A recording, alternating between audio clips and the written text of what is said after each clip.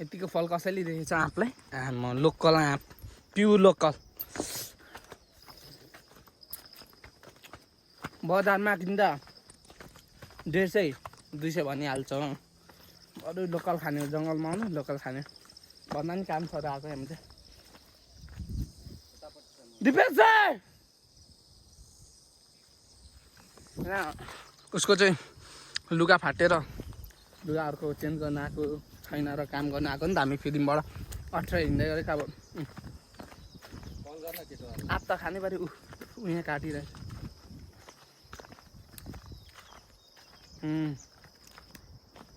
यतै हो यिनीहरूले खाँदो रहेछ नि त केटाहरूले। लास्ट मिठो तर किरा हुने भन्ने धेरै चान्स हुन्छ।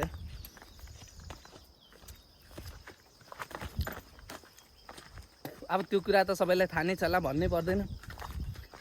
राम्रो चिजमा किराले खाएकै हुन्छ, जे नै होस् जस्तै होस् है। त्यही भन्दै अब नेक्स्ट भेटौँ भिडियोमा।